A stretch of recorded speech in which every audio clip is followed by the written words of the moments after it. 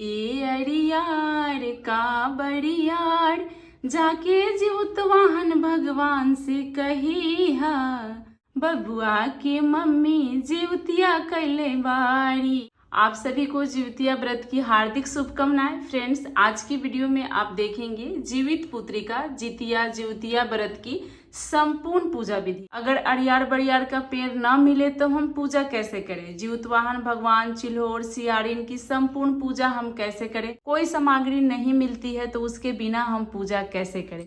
तो जितिया व्रत की बिल्कुल सरल और संपूर्ण पूजा विधि इस वीडियो में मैं आप लोग को करके दिखाऊंगी। वीडियो को अंत तक देखिएगा और वीडियो आपको पसंद आए तो प्लीज चैनल को सब्सक्राइब करके बेल आइकन प्रेस कर लीजिएगा, जिससे आगे मैं जितनी वीडियो डालूं आपको नोटिफिकेशन सबसे पहले। ये आप लोग को करके दिखाती हूँ जितिया व्रत की बिल्कुल सरल पूजा विधि। एक चौकी लगाकर हम पीला आसन देंगे, क्योंकि इसमें हम विष्णु भगवान की पूजा करते हैं। थोड़ा सा फूलों का आसन देते हुए भगवान विष्णु की प्रतिमा हम यहाँ विराजमान करा लेंगे। थोड़ा सा फूलों का आसन देते हुए यहीं पे हम गणेश जी को विराजमान करा लेंगे। बिना गणेश जी का हमारा पूजा संपन्न नहीं होता है। उसके बाद यहाँ फूलों का आसन देते हुए हम कलश स्थापना कर लेंगे। कलश स्थापना के लिए देखिए मैं पहले से तैयार करके रखी हूँ। कलश ले लेंगे, उस पर देखिए यहाँ 5 जगह आपको टीक देना है। आम का पल्लो लगाकर एक नारियल रख देना है हमें, और इसको हम कलश स्थापना कर देंगे। देखिए नारियल सबसे मजबूत फल माना जाता है, इसीलिए इस व्रत में सबसे मजबूत चीजों की ही पूजा होती है, चाहे अनाज हो फल हो। तो इस तरह से हम कलश स्थापना यहाँ पे कर देंगे। जीवित पुत्री का व्रत कथा की किताब भी हम यहीं पे रख देंगे।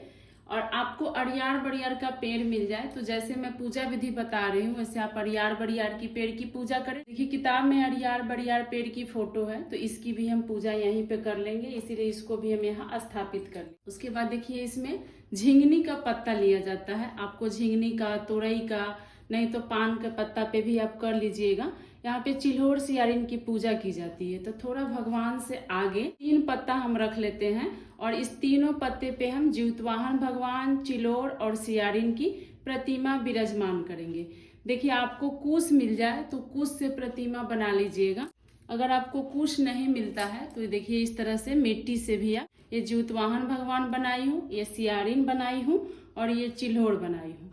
तो इस तरह से हम चिल्होर सियारिन और जीवतवाहन भगवान की प्रतिमा विराजमान करा लेंगे।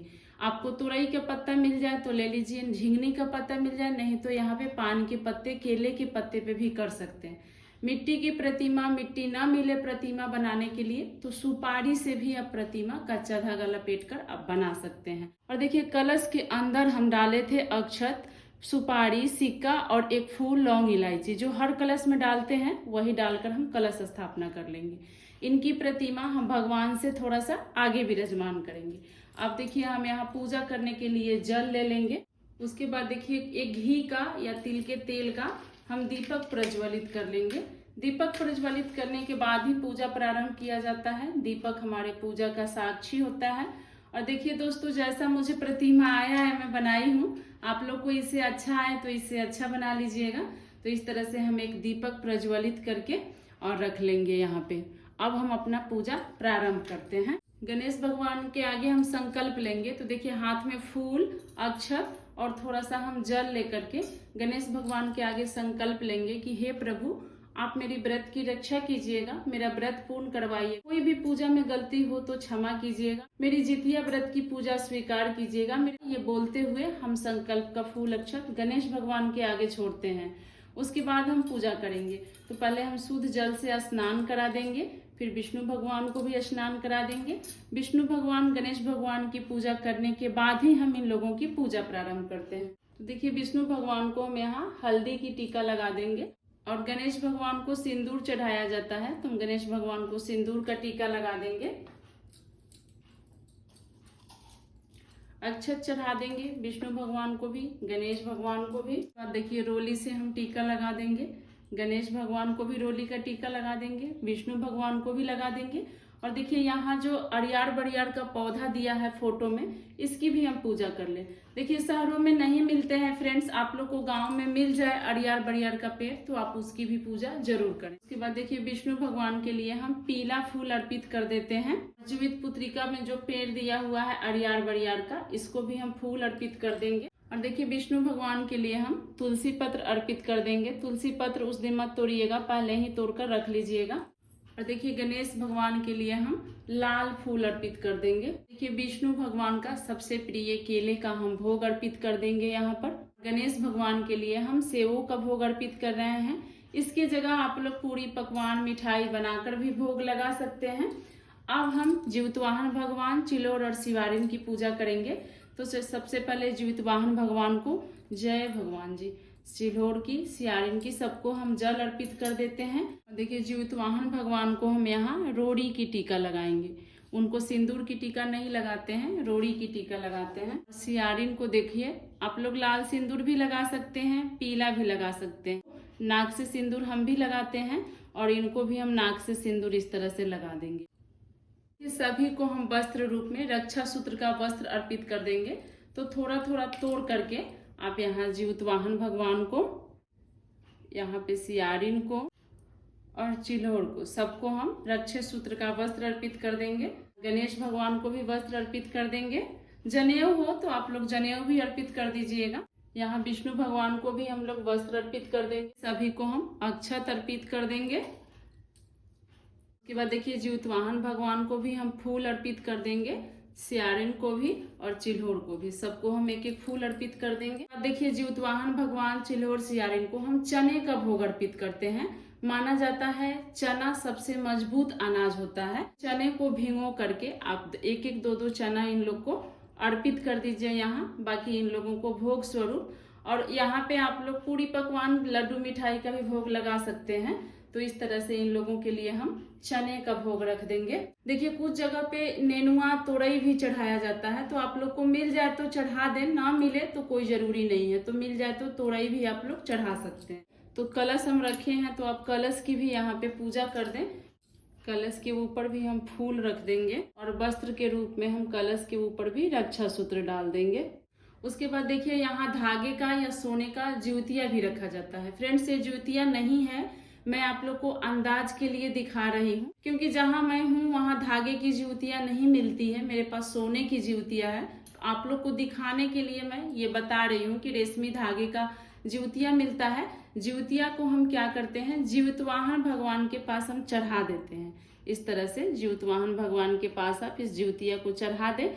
और ये ज्योतिया आप पूजा के दिन नहीं उठाएंगे, पारण के दिन जब चौकी उठाएंगे तब ये सुबह में ज्योतिया उठाकर पारण करने से पहले अपने बच्चे के गले में डाल दीजिएगा।